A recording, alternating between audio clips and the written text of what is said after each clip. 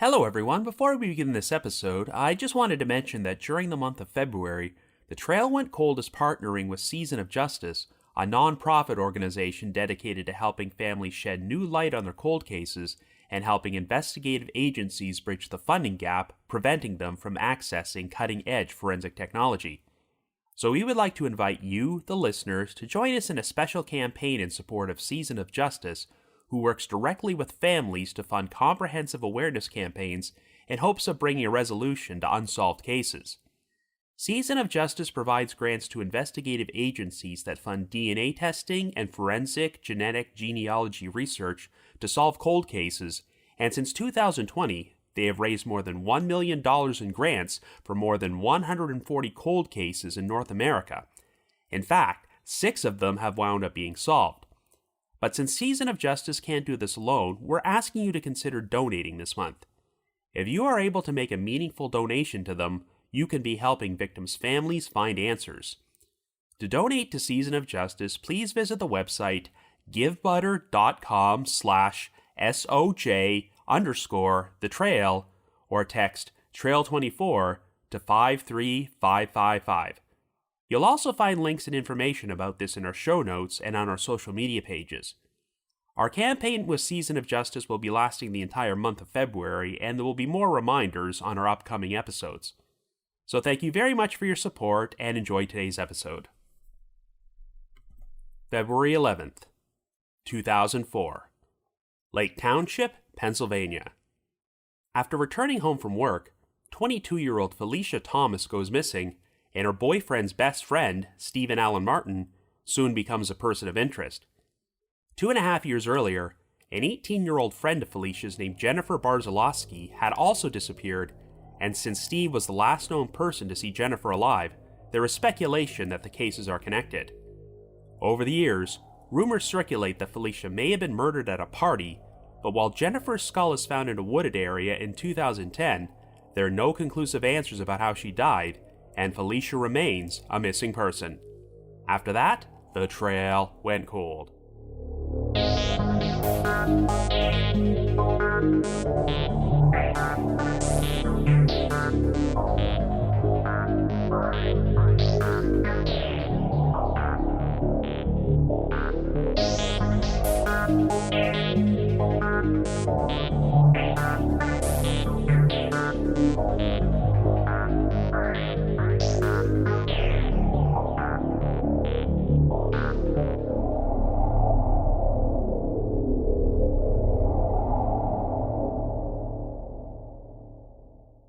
Hello everyone, and welcome to our latest episode of The Trail Went Cold. I'm your host Robin Warder, and today we're going to be covering 2 cold cases from the same township in Pennsylvania: the 2004 disappearance of Phylicia Thomas and the 2001 disappearance and death of Jennifer Barziloski. Looking back through my lengthy list of case requests, this story was originally suggested to me about 5 years ago by a listener named Peter, who told me that one of his daughters happened to go to school with Phylicia Thomas. And since the date of this episode's release is only 4 days away from the 20th anniversary of Phylicia's disappearance, I thought now would be a good time to cover it. We'll also be discovering the disappearance of Jennifer Barziloski, which took place 2.5 years earlier, though her case barely received any attention at all until Phylicia went missing. In addition to them both living in the same area, Phylicia and Jennifer happened to be friends, and the big link between them was a man named Stephen Allen Martin, who was the boyfriend of Jennifer's older sister and the best friend of Phylicia's boyfriend. Since he commonly went by Steve, yes, that technically means that his name was Steve Martin, and I promise not to make any only murders in the building jokes during the episode.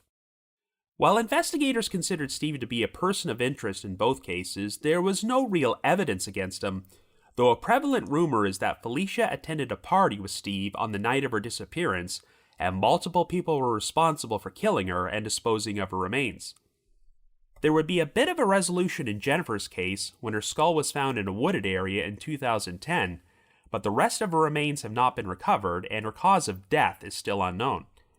This is a very strange and frustrating story which seems to be filled with unconfirmed rumors and innuendo, but the fact of the matter is that there are still no conclusive answers about what happened to both of these victims, which is why we're going to explore these cases on this episode. Anyway, before we get started, just a quick reminder that The Trail Went Cold is a weekly podcast, which is currently available for download on several platforms, including Apple Podcasts and Spotify. So if you like this podcast, be sure to subscribe to it, and please leave us a rating or review on any of those sites to help spread the word. The Trail Went Cold is on Patreon, so if you would like to learn how to support the show, please visit our page at patreon.com/thetrailwentcold. For as little as $1 a month, you can garner access to exclusive rewards, including stickers and thank you cards, early access to episodes, and bonus content, as our Patreon page currently has over 60 exclusive bonus episodes in our archives, which are not available on our regular feed. So with all that out of the way, let us now explore the cases of Phylicia Thomas and Jennifer Barziloski.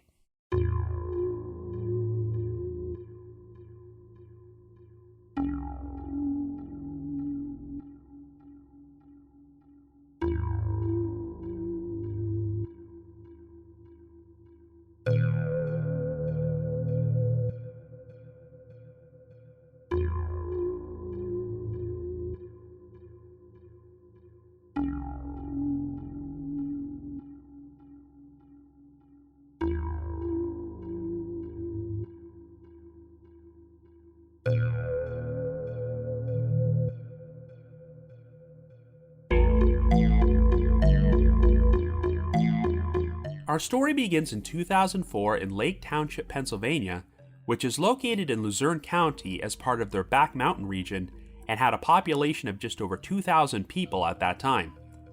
Our first victim is 22-year-old Phylicia Thomas, who is the fourth of 7 children born to her mother, Pauline Bailey. Phylicia spent much of her childhood living with her family in Dorrance Township, and while she has dropped out of high school, she currently works as a clerk at a pump and pantry convenience store located on State Route 29.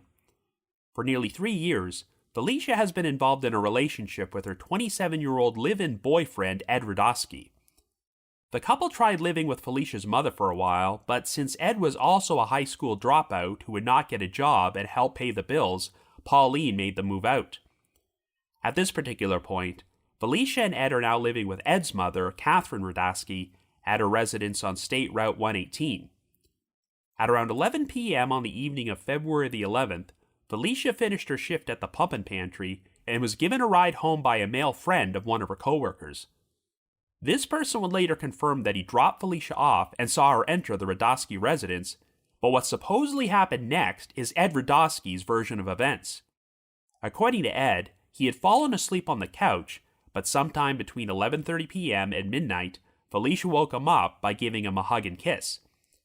Ed said that they chatted for a brief period and discussed their upcoming plans for Valentine's Day, as they were hoping to go on a horse-drawn sleigh ride to celebrate their 3-year anniversary as a couple.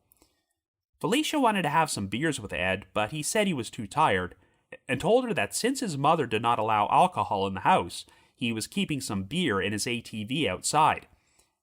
Ed then said that he fell back asleep, and recalled hearing Phylicia walk outside, and he woke up over an hour later sometime between 1 o'clock and 1:30 a.m. on the morning of February the 12th. When Ed got up and walked into his bedroom, he was surprised to discover that Phylicia was not there, and he could not find her anywhere inside or outside the house. Since Phylicia's cigarettes were missing, Ed initially assumed that she went somewhere, but curiously, her purse and winter coat had been left behind, even though it was a cold February night. Ed went outside and noticed that the beer on his ATV had not been touched, so he decided to use the ATV to ride over to a friend's house about a mile away to check if Phylicia might be there. When he discovered that no one was at the house, Ed rode back home to wait for her. Now, here's where things get sketchy. Even though Phylicia never resurfaced, she was not actually reported missing to the Pennsylvania State Police until 5:30 p.m. on February the 13th, which was over 40 hours after she was last seen. It was Phylicia's mother, Pauline Bailey, who filed the missing persons report, and Pauline and Ed seemed to have differing accounts of what transpired. During the earliest media coverage of this case, Ed told the Wilkes-Barre Times-Leader newspaper that he wasn't initially concerned because there were no signs of forced entry at his residence and he hadn't heard or seen anything suspicious. At one point, Ed went under hypnosis to see if he could remember any more details about his last encounter with Phylicia, and he said he recalled hearing what sounded like the front door closing and then a car door closing outside as he was falling asleep on the couch. Ed said that he believed Phylicia had left to go visit her mother in Dorrance Township, but since he didn't have any minutes left on his long-distance calling card, Ed was unable to phone Pauline to check if Phylicia was there. It was not until Ed called the pump and pantry one day later and learned that Phylicia had not shown up for her next scheduled shift when he started to become worried. After speaking to numerous people and learning that no one had seen or heard from Phylicia in 2 days, he finally got in touch with Pauline, and she subsequently contacted the Pennsylvania State Police to report Phylicia missing. Well, over the years, Pauline has shared a different version of how these events unfolded. She claimed that she first learned that her daughter was missing when the pump and pantry called her on February the 13th to inform her that Phylicia had not shown up to collect her most recent paycheck. When Pauline called the Radoski residence to check what was going on, she said that Ed's mother Catherine answered the phone and told her that Phylicia had just stepped out in order to go pick up her check, which turned out not to be true. It was after this when Pauline decided to file a missing persons report for Phylicia. What makes things even more complicated is that a neighbor of the Radoskis later contacted Pauline and told her that during the early morning hours of February the 12th, they had seen 4 people leaving the Radoski residence on ATVs, but only 3 of them came back. These 3 people then apparently spent the next few hours leaving and coming back on their ATVs multiple times. While this was going on, a black truck was parked in front of the Radoski residence before someone drove it away at 4:30 a.m. However, it's been reported that the police have never taken the neighbor's account all that seriously, as the neighbor apparently had some sort of personal issue with Ed, and investigators felt they may have been fabricating stories in an attempt to get Ed into trouble.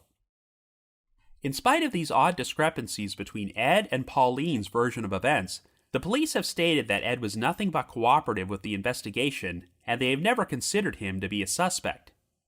It's been reported that Ed took a polygraph test, and while he claimed that he passed it, the police have never confirmed or denied this. They also do not believe that the man who drove Phylicia home on the night she disappeared was a suspect either. In the days following Phylicia's disappearance, investigators would uncover some mysterious notes alleging that Phylicia's body could be found behind the Mountain Fresh supermarket located on State Route 118, only about 1/10 of a mile away from the Radoski residence. This supermarket would become the unofficial command center for the search effort, but even though members of law enforcement and numerous volunteers would extensively check the area behind the market and the surrounding woods, nothing could be found. Well, on February the 20th, the Pennsylvania State Police obtained a warrant to search a residence on Golf Course Road in nearby Ross Township. The residence belonged to 30-year-old Stephen Allen Martin, who happened to be Ed Radoski's best friend. An ATV was confiscated from Steve's house, along with several guns, ammunition, ashtrays with cigarette butts, and garbage bags filled with empty beer cans, but at the time, police would not publicly comment on what, if any, evidence might have been found. It turned out that sometime between 11:30 p.m. and midnight on February the 11th, Steve had called the Radoski residence to speak with Ed, as he claimed they had made plans to see each other that night. But Phylicia wound up answering the phone and told Steve that Ed was sleeping before he hung up. If this story was true, this technically made Steve the last known person to communicate with Phylicia before she vanished, so he was considered to be a person of interest in the case. For his part, Steve denied any involvement in her disappearance, claiming that he went to bed shortly after he spoke with Phylicia. Steve also claimed that at around 4 a.m., he was awakened by a phone call from his girlfriend, Jennifer Barziloski, who told him that she had received 5 prank calls from someone breathing heavily into the receiver, and she was quite perturbed about it. This prompted Steve to travel to Leanne's house in order to comfort her before he returned home later that morning. Well, believe it or not, it would turn out that Steve had another connection to an unsolved missing persons case from the area. The victim in question was 18-year-old Jennifer Barziloski, who happened to be the younger sister of Steve's girlfriend, Leanne. Jennifer also lived in Lake Township, and went missing on the evening of June the 23rd, 2001. It turned out that Steve was the last known person to see her alive, as he claimed that he gave Jennifer a ride to the C Major sports bar located on Main Street in the borough of Edwardsville and dropped her off before driving away. Her case was originally investigated by the Lake Township Police Department, who wound up disbanding a few months later, so it was taken over by the Pennsylvania State Police. Jennifer's disappearance initially got very little coverage in the media, as an article published in the July 3, 2001 edition of the Wilkes-Barre Times-Leader said that she was a known heroin user. At the time, it was believed that Jennifer had traveled to the Badlands neighborhood in Philadelphia to score drugs, and Steve seemed to concur with this theory. However, Jennifer's case would be given renewed attention when Phylicia went missing 2.5 years later, as it turned out there were no independent eyewitnesses who recalled seeing Jennifer at the C Major sports bar on the night she vanished and could corroborate Steve's story. For his part, Steve claimed that he drove to Leanne's residence right after dropping off Jennifer and told the press that Leanne could attest to his whereabouts that night. Since Leanne and Steve were still together and now had 2 small children, it did not appear that Leanne had suspected him of anything. In fact, Leanne had even named her infant daughter Jennifer after her sister. In another interesting turn of events, it turned out that Jennifer and Phylicia were friends and knew a number of the same people. Even though Steve would become a person of interest in both cases, there was no evidence that he had done anything wrong, but his life would soon go into a downward spiral. Steve's legal problems began on March the 17th, only 1 month after Phylicia went missing, when he was arrested on the first-degree misdemeanor charge of possessing a prohibited offensive weapon. When a pair of state troopers visited Steve's residence in order to interview him about Phylicia's case, they noticed a sawed-off shotgun lying on a wooden stand next to a staircase, and it would be confiscated during the police's search of the house 5 days later. While this charge was later dismissed, Steve started facing more serious issues 2 months later when he was accused of supplying drugs and alcohol to a pair of teenage girls. He allegedly lured these 2 girls to his house by offering to pay them to clean it, though he never actually gave them any money. Steve was charged with 2 counts each of delivering marijuana, endangering the welfare of children, corruption of minors, and providing alcohol to minors, along with a single count of furnishing tobacco to a minor. While he was released on bond, things got even worse for Steve in July of that year, when he was rearrested and charged with endangering the welfare of children, corruption of minors, giving alcohol to minors, and possessing a controlled substance.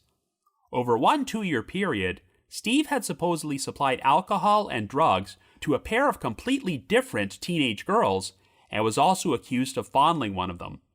Once again, Steve was allowed to remain free on bond, but these new allegations were only increasing suspicion about his potential involvement in the disappearances of Phylicia and Jennifer. When Steve appeared at the Luzerne County Courthouse for a hearing about these charges, a bunch of protesters showed upside, including Pauline Bailey. They held up signs which read, quote, "Number 1, Jen, Number 2, Phylicia, Number 3, your daughter," and Pauline flat out yelled at Steve, quote, "You took my daughter. How does it feel to rip someone's heart out?" End quote.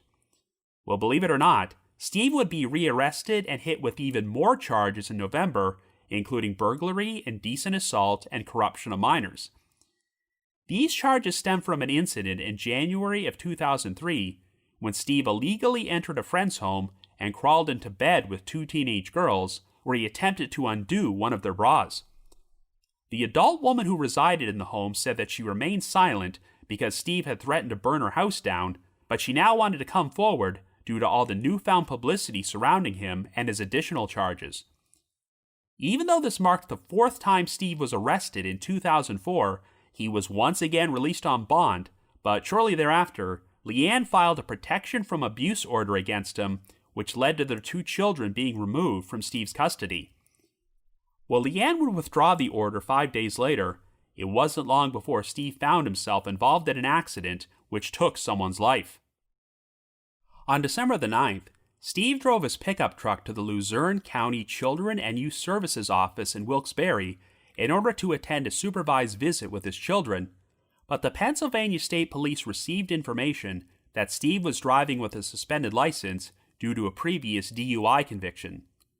Some state troopers waited outside the office and attempted to pull Steve over after he left, but he decided to speed up and lead the police on a brief chase until he ran a red light and crashed into a car containing 61-year-old Raymond Simon and his 55-year-old sister, Vera Simon. Steve attempted to flee the accident scene on foot before he was captured at a Taco Bell restaurant several blocks away. He was charged with 2 counts of reckless endangerment, along with 1 count each of accident involving death or injury, fleeing police, and driving without a license.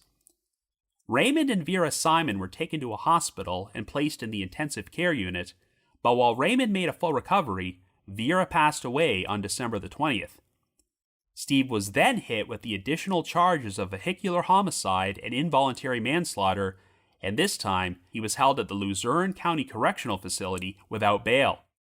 Rather than go on trial, Steve agreed to a plea deal, and on March 29, 2005, he pled guilty to all charges in relation to Vera's death and received a sentence of 51 to 126 months in prison. In June of that year, Steve pled guilty to all of the other charges he had faced involving the numerous teenage girls, such as corruption of minors and indecent assault. Interestingly enough, one of the girls he had victimized claimed that Steve once told her he was the last person to see Jennifer Barziloski alive. She stated, quote, "He said everyone tried to blame him.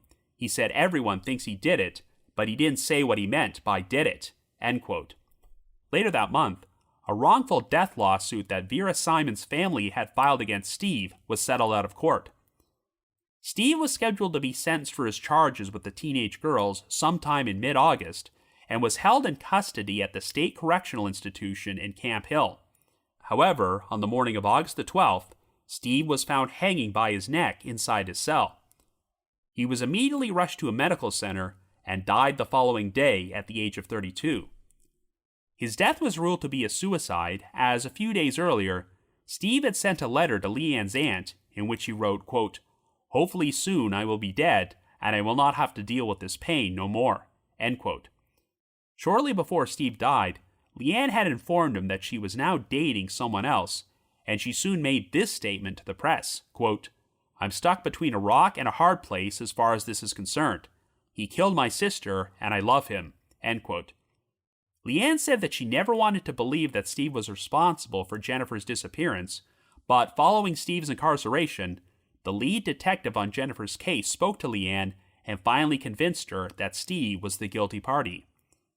Since Jennifer and Phylicia's remains had still not been found, Steve's suicide was a bittersweet feeling for their families, but over the next several years, Pauline Bailey would publicly express her belief that multiple people were involved in Phylicia's disappearance and Steve did not act alone.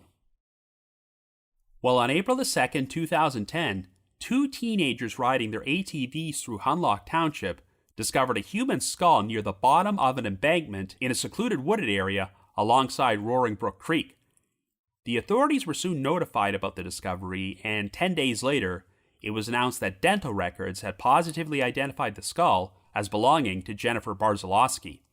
Unfortunately, an extensive search of the area failed to turn up the rest of Jennifer's remains. Based on the available evidence, Jennifer's exact cause of death could not be determined, but when the Luzerne County Coroner's Office examined her skull, they did not find any perforated marks to suggest that a cutting tool had been used to detach it from her spine. Since this particular wooded area was apparently searched on prior occasions without finding anything, it was theorized that the skull may have been brought to the spot it was found via animal activity or possibly even flooding or heavy rain. Indeed, there have always been rumors that Phylicia's remains and the rest of Jennifer's remains were dumped into one of the large ponds in the area, which discharge into Roaring Brook Creek, explaining how Jennifer's skull flowed to this spot. While the authorities have never officially stated that Jennifer was the victim of a homicide, it seems very likely she was the victim of foul play. And interestingly enough, her skull was only found about a mile away from the residence where Steve Martin had lived before his arrest. Well, as the years went on, Pauline would publicly express her belief that Phylicia was murdered because she knew incriminating information about what happened to Jennifer. In January of 2012, a letter from Pauline was published in the Letters to the Editor section of another Wilkes-Barre newspaper, the Citizen's Voice, where she wrote, quote, "Some very bad people hurt her and killed her as they did Jen Barziloski. She told me someone killed her friend and buried her and wanted me to help find her. I did not believe it. I told her in this day and age, you can't kill people and get away with it. God, why didn't I listen to her?" End quote. It has since come out that Phylicia specifically told her mother that she believed Steve Martin had killed Jennifer, and Pauline theorized that this was Steve's motive for making Phylicia disappear. Well, in April of 2016, the story would be featured on an episode of the true crime show Crime Watch Daily, which pushed forward a specific scenario for how Phylicia was allegedly murdered. Pauline was interviewed on the show, along with a close family friend named Judy Fisher, who had become a major advocate in Phylicia's case. Pauline and Judy both claimed that they were told by numerous people that on the night Phylicia disappeared, she had attended a party at a mobile home located in Hunlock Township on Timber Lane off Golf Course Road. The home was owned by a man named John Anthony Neary, who was friends with Steve Martin, and Steve's residence was only about a half-mile away. There were supposedly at least 17 people at the party, and the story goes that Steve and at least 3 other men convinced Phylicia to join her inside a bedroom in order to smoke some marijuana. They then proceeded to sexually assault Phylicia, and she apparently let out some disturbing screams for help, which prompted a couple of people to leave. In fact, it's been reported that Steve drove both Phylicia and Ed Radosky to the party. After they arrived, Ed went inside the bedroom with Phylicia, but the other guys told him to, quote-unquote, take a walk, so Ed left while Phylicia's assault took place. One of these guys was also supposedly seen carrying a video camera into the bedroom, implying that the assault may have been filmed. Afterward, multiple witnesses apparently went into the bedroom and saw Phylicia's dead body wrapped in a blanket. One of the most prevalent rumors is that the responsible parties took Phylicia into a barn located on the same property and proceeded to dismember her body on top of a large tarp. They then burned her remains in a debris pile and buried them in a vegetable garden in a field on top of a nearby hill. But here's where the whole thing gets confusing. The Crime Watch Daily episode features an interview with Officer Tom Kelly, who was the lead investigator with the Pennsylvania State Police at that time, and he does confirm that Phylicia was seen attending this party at the mobile home. But he also said that she was last seen leaving the party with Steve Martin and another unidentified male. This other guy was subsequently dropped off at his own place, leaving Phylicia and Steve alone, and Phylicia was never seen alive again. But when asked if the second male was Ed Radosky, Kelly just said he could not confirm or deny it. So the big issue here is that we have 2 separate stories about this party which completely contradict each other, because if Phylicia was seen leaving the party with Steve, then she obviously couldn't have been killed inside the bedroom. For his part, Kelly said that he has never found any evidence or information to confirm the rumors that a so-called quote-unquote snuff film had been shot of Phylicia's alleged assault and murder. It's also worth noting that Jennifer's skull was found about 3/4 to 1 mile downstream from the barn where Phylicia's dismemberment supposedly took place, and the barn was right next to a feeder creek to Roaring Brook Creek.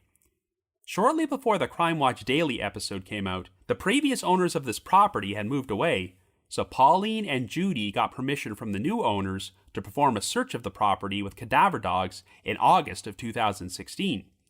They claimed that these dogs got hits on a deteriorating tarp found in a wooded area 100 yards behind the barn, as well as the stone floor in the corner of the barn. There was also apparently a noticeable dip in this floor to indicate that some sort of excavation might have occurred. By this point, the mobile home where this party supposedly took place had been demolished, and the debris burn pile on the property had been removed, graded, and seeded. Now, the Pennsylvania State Police said that they later performed their own search of the property with the same cadaver dogs, but did not get any hits at the spots where the dogs had allegedly reacted during Pauline's previous search, and they also did not find anything of evidentiary value. However, Pauline and Judy have claimed that they've since performed additional private searches of the property with cadaver dogs, and continued to get hits from them, but never found anything. The Wilkes-Barre Times-Leader ran a couple of articles about this story in early 2018, and while they attempted to get comment from the property's previous owner, John Anthony Neary, they were unable to track him down. However, on the 14-year anniversary of Phylicia's disappearance, the Times-Leader revealed that they had been contacted by several anonymous individuals who claimed they had been inside Neary's mobile home during the spring of 2004 and noticed that floorboards were conspicuously missing in the bedroom and kitchen. As of right now, all further search efforts to recover Phylicia and the rest of Jennifer's remains have been unsuccessful. So after 20 years, there's still no conclusive answers about what happened to either of these victims. So I guess you could say, the trail went cold.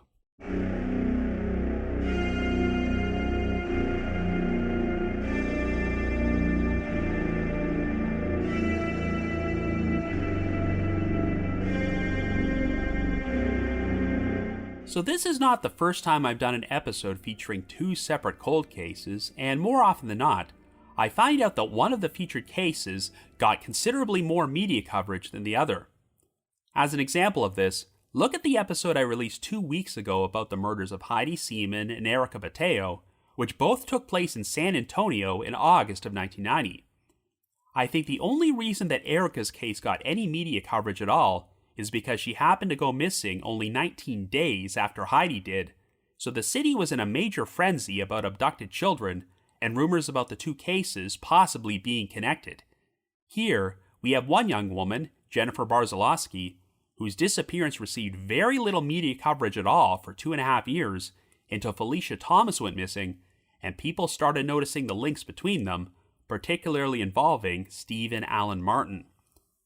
I previously mentioned that the earliest reporting about Jennifer's case mentioned her having issues with heroin and possibly running off to Philadelphia to score drugs, so I'm guessing that the police pretty much wrote her off as a runaway and did not aggressively pursue an investigation. Of course, the main narrative which has been pushed forward by Phylicia's mother, Pauline Bailey, is that her daughter went missing because she had taken the initiative to try and solve Jennifer's case herself, and since Phylicia believed that Steve was responsible for what happened to Jennifer, he may have decided to get rid of her too. Well, if that is actually what happened, then the ironic thing is that Steve's strategy backfired in a huge way, since Phylicia's disappearance brought a bunch of attention to this entire story, and even though Steve was never officially charged with either of these crimes, he still wound up experiencing a major downfall. Pauline has stated in interviews that prior to her disappearance, Phylicia told her that she believed Steve had buried Jennifer in his basement, but we know that part is likely not true, since Jennifer's skull was found in a wooded area. However, this spot was in very close proximity to Steve's residence and the mobile home where Phylicia was allegedly killed at a party, so there has always been speculation that Phylicia's remains and the rest of Jennifer's remains are in that same general region of Hunlock Township. But before I talk any more about Phylicia's case, I'm going to start off by analyzing Jennifer's death, since there obviously isn't all that much evidence to discuss. Since all that was found was Jennifer's skull, I guess it's technically never been conclusively proven that she was the victim of a homicide. I mean, theoretically, I guess you can't completely discount the possibility that Jennifer could have wandered out into the woods and died of exposure or something, but that's extremely unlikely. The only confirmed facts we have is that the last known person to see Jennifer alive was Steve Martin, who claimed he dropped her off outside the C Major Sports Bar in Edwardsville. Since Jennifer's sister Leanne was Steve's girlfriend, and she continued to remain with them for the next 2.5 years, I'm guessing she did not question Steve's story or believe he was responsible for Jennifer's disappearance. But the issue is that investigators could not find any witnesses to confirm that Jennifer was anywhere near that bar on the night she disappeared. At the time, it might not have seemed implausible that Jennifer hitched a ride there with an unknown party and traveled to Philadelphia or something, but it just seems like too much of a coincidence that her skull would turn up only about a mile away from Steve's former residence. While I have no idea what motive Steve would have had to kill Jennifer, the fact that he would eventually be charged with multiple acts of predatory behavior towards teenage girls definitely shows a pattern with Steve, So perhaps he tried the same thing with Jennifer, and things escalated into violence. Of course, that's all just speculation, as there is no real evidence that Steve did anything, and just because no witnesses recalled seeing Jennifer in the bar that night does not necessarily mean his story about dropping her off is not true. But when you consider the later issues involving Steve, the idea of him harming Jennifer is certainly not implausible. It really is crazy to see how much of a downward spiral Steve went through after he was named as a person of interest in these cases, because in the span of one calendar year, he was arrested on no less than 3 occasions for separate incidents involving different teenage girls, and then wound up being charged with vehicular homicide for taking the life of Vera Simon. Steve's defense attorney would argue that Vera's death was the result of him cracking under the extreme pressure of being falsely accused of Phylicia and Jennifer's disappearances, and that he only tried to outrun the police because he had become paranoid they were attempting to railroad him. Of course, that's a pretty lame excuse for his actions, and I know that when Steve read a tearful apology to Vera Simon's family at his sentencing hearing, a lot of people thought it came across as very insincere, considering that Steve couldn't even get the family's last name right and kept referring to them as Simpson instead of Simon. And while I'm sure Steve didn't intend on killing Vera, that doesn't change the fact that many of the inappropriate incidents with the teenage girls took place before Phylicia even went missing, and since he ultimately pled guilty to all these charges, he can't argue that he was falsely accused. So the motive for Steve's suicide is still up for debate, as even though I'm sure that serving 51 to 126 months in prison for Vera's death would not be a picnic, he would be released eventually and still have the opportunity to continue on with his life.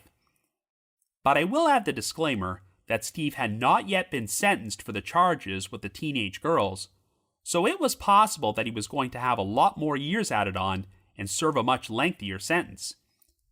It's been theorized that the breaking point which led to Steve's suicide was when Leanne told him she had started dating someone else, and he also found it difficult to be away from his children, but it's also been speculated that the guilt and paranoia associated with his potential involvement in what happened to Phylicia and Jennifer drove him to take his own life. Of course, the families of the 2 victims were left disappointed by Steve's suicide because the remains had not yet been found, and they felt that Steve may have taken the secrets about what happened to them to his grave. However, in Phylicia's case at least, there has been speculation that Steve was not the only person involved, and there might be others out there who know the full truth. I will say that Phylicia's mother, Pauline Bailey, as well as her friend Judy Fisher, have been amazing advocates for Phylicia, as they have never stopped spreading awareness about her disappearance, as well as Jennifer's death. Looking through the news archives, it seems like without fail, Pauline has made sure to hold a vigil for Phylicia every year on the anniversary of her disappearance, and I have no doubt that she will do the same thing for the 20-year anniversary, which is taking place a few days after this episode's release. Pauline has not hesitated to express her belief that Phylicia was murdered and that Steve Martin was involved, but over the years, it seems like a number of people have shared information with both her and Judy to make them believe there was an active conspiracy to cover up Phylicia's death. For years, the narrative seemed to be that Phylicia inexplicably vanished from her residence in the middle of the night, and during my research, the first source I found which started reporting on the story about Phylicia being killed at a party was the Crime Watch Daily episode which aired in 2016. The show's portrayal of this story was heavily sensationalized, and also brought up an angle involving convicted serial killer Hugo Selensky, who had lived on a property in the same region of Luzerne County. So I actually talked about Hugo Selensky back on episode number 98 of this podcast, as he was looked at as a potential suspect in the disappearance of Cindy Song, a 21-year-old Penn State student who vanished from State College, Pennsylvania, during the early morning hours of November 1st, 2001. Selensky is currently serving a life sentence in prison for murder, but the authorities have been unable to determine how many people he actually killed, as bone fragments which may have belonged to as many as 12 different people were found in a burn pit on Selensky's property. Now, since Selensky was arrested in 2003, he would have been behind bars by the time Phylicia went missing, so he obviously played no role in her disappearance. But since Jennifer went missing in 2001, the authorities did apparently make an attempt to search for her remains on Selensky's property, but none of the bone fragments have been linked to her. The Crime Watch Daily episode alleged that prior to his arrest, Selensky had been acquainted with Steve Martin and Phylicia's boyfriend Ed Radosky. In fact, it was even implied that Phylicia herself may have met Selensky, as Ed apparently took her to at least one party where Selensky was in attendance. Like I just said, Selensky was already incarcerated by the time Phylicia disappeared, so I don't know why Crime Watch Daily felt the need to put so much focus on him, but it seemed to imply that being acquainted with Selensky may have given Steve or other people from the community ideas about how to commit murder and dispose of a victim's body. After all, a heavily shared rumor is that after Phylicia was murdered, her body was dismembered and her remains burned and scattered, much like what Selensky did with his victims. Obviously, my main issue with the Crime Watch Daily episode is that it pushes forward the rumor that Phylicia was killed after attending a party, but it also presents two different scenarios which seem to contradict each other. But before we talk any more about this angle, let's first discuss the known facts about Phylicia's disappearance. We know that she left her job at the Pump and Pantry convenience store and arrived home sometime between 11:30 p.m. and midnight, but the man who gave Phylicia a ride is not considered to be a suspect, and law enforcement seem to believe his account that he saw her walk inside a residence after he dropped her off. All we know about what happened next is Ed Radosky's version of events, and even though he was also not considered to be a suspect, it's obvious that some people, including Pauline Bailey, do not believe his story. It's worth noting that when lead investigator Tom Kelly was interviewed on Crime Watch Daily, he put over Ed as being cooperative with the investigation, but would not say he was ruled out as a suspect because at that point, no one could be completely ruled out. As you recall, Ed claimed that he was sleeping on the couch until Phylicia woke him up, and after she said she was going outside to get some beer from his ATV, Ed fell back asleep, and when he woke up about an hour later, Phylicia was gone. On the surface, Steve would seem to corroborate Ed's story, since he claimed that he called the residence during this time period, but Phylicia answered the phone and told him Ed was sleeping. However, since Ed and Steve were best friends, and there's been speculation that they were both complicit in Phylicia's disappearance, they could have potentially been covering for each other. Until I learned about this whole party angle, I initially had a hard time figuring out how Phylicia could have gone missing that night. The thing I can't wrap my head around is that even though Ed claimed that Phylicia's cigarettes were missing, which gave him the impression that she went out somewhere, her purse and winter coat were left behind, even though it was a cold winter night. To be quite honest, the detail about the coat is the one thing which has always left me a bit skeptical that Phylicia ever attended this party, because why would she have left without her coat? Ed told police that he didn't hear or see anything unusual, and that there were no signs of forced entry at the residence, so I considered the possibility that someone could have abducted Phylicia while she was grabbing beer from the ATV, particularly since Ed claimed that the beer did not appear to have been touched. But once again, wouldn't have Phylicia put on her coat if she stepped outside? So Ed claims that he did go out on his ATV to check if Phylicia had gone to a nearby friend's house, and then returned home when it turned out she wasn't there, but we have this odd account from one of Ed's neighbors who claimed they saw multiple people going back and forth on ATVs throughout the course of the night, as well as a black truck which was parked in front of the residence until around 4:30 a.m. It sounds like investigators did not take this neighbor's account all that seriously because they supposedly had a personal grudge against Ed, and the police thought they were trying to get him into trouble, which is a pretty odd take to have in an unsolved missing persons case. But to be fair, if Phylicia was killed at a party which was taking place at another location, then I'm not sure why there would be so much activity like this outside the Radosky residence. I do know that Steve was driving a 1997 Ford pickup truck during this time period, since this detail was reported during the news accounts about the vehicular homicide of Vera Simon, but none of the sources I could find mention if it was black. Regardless of whether or not the neighbor's account is true, it's still pretty strange to me that after taking the initiative to go out on his ATV and search for Phylicia in the middle of the night, Ed never bothered to call the police to report her missing, or do much of anything at all for the next day and a half. He said that he just figured Phylicia had gone to stay with her mother in Dorrance Township, but couldn't actually phone her because he had no minutes left on his long-distance calling card, which seems like a pretty lame excuse to me. I mean, how did Ed expect Phylicia to have traveled to her mother's place to begin with? Phylicia did not drive or own a vehicle at that time, and Ed's mother, Catherine, would often drive her to work. As you might recall, Catherine owned the house where Ed and Phylicia were living, but I haven't heard any information about her whereabouts on the night Phylicia disappeared, and whether or not she was at the residence at that time. Pauline has claimed that when she phoned there looking for Phylicia, Catherine flat out lied to her by saying that Phylicia had just stepped out to pick up her paycheck from her workplace, which of course turned out not to be true, and didn't make much sense either, since Catherine usually drove her there anyway. On the Crime Watch Daily episode, the crew showed up at Catherine's door and attempted to interview her, but she didn't want to talk to them, though she denied the allegations that her son was involved in Phylicia's disappearance and claimed that Pauline has always spread false rumors about him.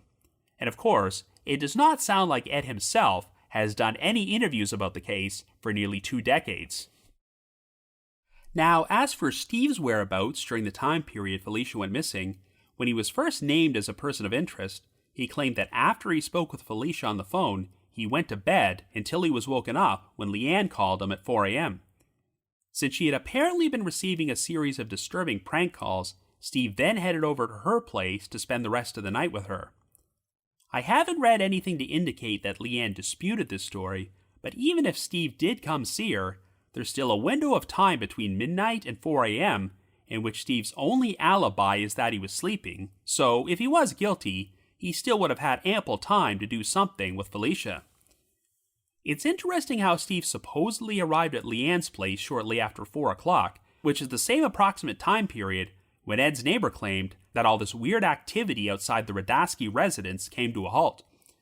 And of course, if there were a bunch of witnesses who saw Ed at a party during this time period when he claimed he was at home sleeping, then that's a major red flag. One big clue during the early stages of the investigation were some anonymous notes which stated that Phylicia's body was buried behind the Mountain Fresh supermarket, but a search of this area never went anywhere, and oddly, none of the sources I found have revealed where exactly these notes came from in the first place. For all we know, this may have been nothing more than a cruel prank, but what if it was someone attempting to throw off the investigation by directing the search effort towards the wrong place and away from the location where Phylicia was actually buried? The most prevalent rumor is that Phylicia's remains are somewhere in Hunlock Township near Golf Course Road and Timber Lane, the location of the mobile home where this party was supposedly held. The former owner of the mobile home, John Anthony Neary, has never gone on the record to publicly confirm or deny that the party took place, and in fact, I have not seen anyone personally state during an interview that they were in attendance that night. All we have are third-hand accounts from people like Pauline Bailey, Judy Fisher, and Tom Kelly, who claim that witnesses have told them they were there when Phylicia was taken into a bedroom to be sexually assaulted and murdered by Steve Martin and about 3 other guys. The responsible individuals then disposed of Phylicia's remains, but even though there were supposedly at least 17 people at this party when all this took place, their accounts were apparently not strong enough evidence to lead to anyone's arrest. I know it's been implied that all the witnesses from the party who were not directly involved in Phylicia's murder have been too fearful to go on the record, but it is surprising to me that this many people could stay silent for 20 years, particularly since Steve, the alleged mastermind behind this crime, wound up going to prison and died by suicide. One of the biggest red flags to me is when rumors started circulating that someone brought a video camera into the bedroom to record a so-called snuff film of Phylicia's rape and murder. As you know, urban legends about snuff films are a relic from the 1970s and 80s, and considering that Officer Kelly stated that he's found no evidence to indicate that a snuff film exists in this case, I wouldn't be surprised if certain stories about what happened to Phylicia have been exaggerated. Like I've reiterated before, My biggest issue with this whole party scenario is that Kelly claims he has been told that Phylicia was seen leaving the party with Steve and another unidentified male, and then disappeared a short time later. But if Phylicia was murdered at the party and then dismembered inside a nearby barn, how could she have left with the guy who was suspected of killing her? I can understand the police staying tight-lipped about certain aspects of the investigation, but I sure would like to know the credibility of the witnesses who claim they saw Phylicia leave versus the credibility of the witnesses who have told her mother that Phylicia was raped and murdered inside the bedroom. The story that Kelly has pushed forward is that after Steve dropped off this other male, he and Phylicia drove off together, and this was the last time she was confirmed to be alive. When Kelly was asked if the second male was Ed Rudosky, he replied that he could not confirm or deny it, a statement which can be interpreted in multiple ways. Does Kelly just not want to publicly reveal the identity of the second guy, or does he legitimately not know who it is?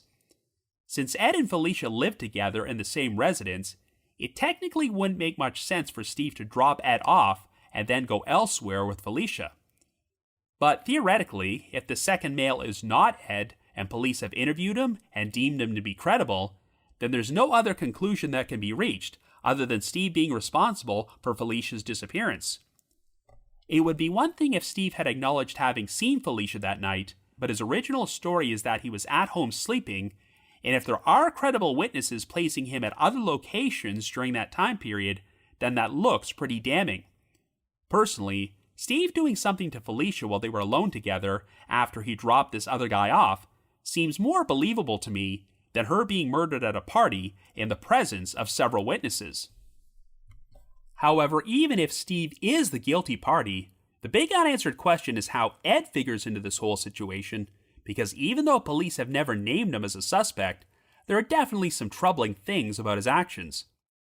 The story which has been pushed forward is that Ed was left so intimidated by the people who assaulted and killed Phylicia that he walked away from the party and left her to die. So even if he was not directly responsible for Phylicia's death, Ed would still have reason to lie to law enforcement.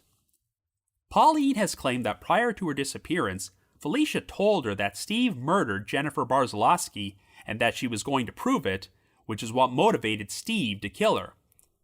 Now, if Phylicia was afraid of Steve, then it wouldn't make much sense for her to get into his truck and go to a party with him, which is why Pauline is certain that Ed was there too, as she may have felt that her boyfriend would be able to protect her.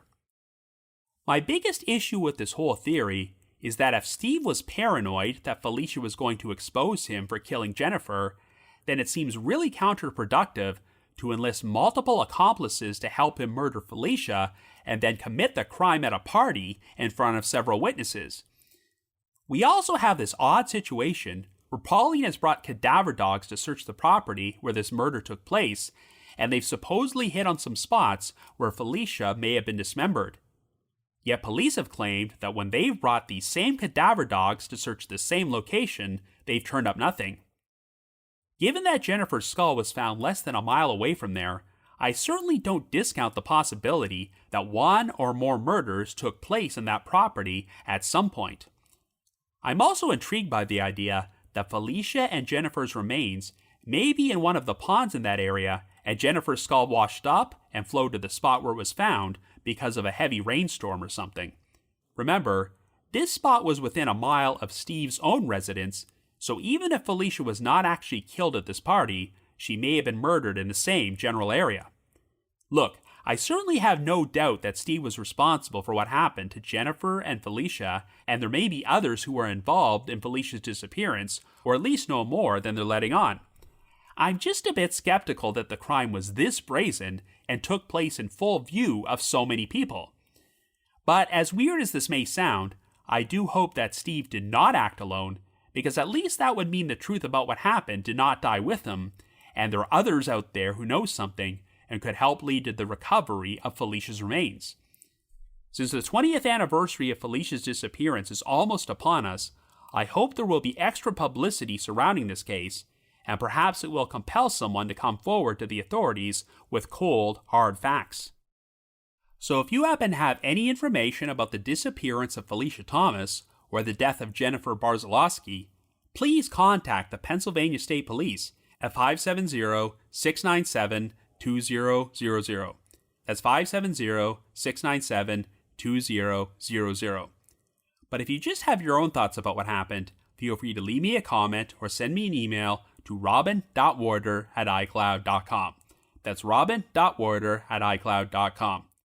We also wanted to remind everyone that for the month of February, the Trail Went Cold will be teaming with a non-profit organization called Season of Justice, which raises money for the families of cold case victims by helping spread awareness and doing what they can to fund DNA testing. If you would like to make a donation to Season of Justice, all the information about them is listed in our show notes and on our social media pages, but you can donate by visiting the link givebutter.com/SOJ_the-trail or texting trail24 to 53555. That's givebutter.com/SOJ_the-trail, or you can text trail24 to 53555. Now the reminder that The Trail Went Cold is on Patreon, so please visit patreon.com/thetrailwentcold to learn how you can support our podcast and become eligible for some pretty neat rewards. Over the past 6 years, our Patreon page has released nearly 70 exclusive bonus episodes, which are all currently available in our archives for our patrons in tiers 2 and 3. This past month, I released an episode about a very memorable case from Unsolved Mysteries, the disappearance of wanted fugitive Randall Utterback, who has not been seen since he broke out of jail nearly 30 years ago. I've also dropped an exclusive bonus episode from my spin-off podcast, The Path Went Chilly, in which myself and my two co-hosts, Jules and Ashley, cover another memorable case from Unsolved Mysteries, the 1984 murder of Morris Davis. And for our patrons in Tier 3, I've recorded another new audio commentary track, which can be played over a classic episode of Unsolved Mysteries, and we now have nearly 60 of these commentary tracks in our archives.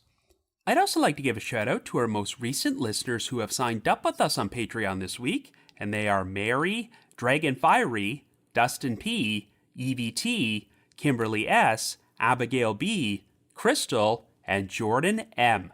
Thank you all so much for your support. I also wanted to remind everyone that The Trail Went Cold has once again been booked to appear on Podcast Row at CrimeCon UK this year, which is taking place at 133 Houndsditch in London on September the 21st and 22nd. If you would like to purchase tickets to this event, please visit their website, crimecon.co.uk, and use our specialized promo code, COLD24, to get a 10% discount. Once again, that's crimecon.co.uk, and the promo code is COLD24 for 10% off tickets. I just wanted to give another shout out to my supporters at the Unsolved Mysteries message board at the Sitcoms Online forum and the Unresolved Mysteries subreddit. I need to provide a big thanks to Miguel Foote, who edits and assembles this podcast together for me, and Vince Nitro, who composed the eerie music you hear on every episode. If you haven't already, you can like us on Facebook, follow us on Twitter and Instagram, or leave us a rating or review on Apple Podcasts or Spotify. So have yourselves a great week and join us again next Wednesday for another brand new episode of The Trail Went Cold.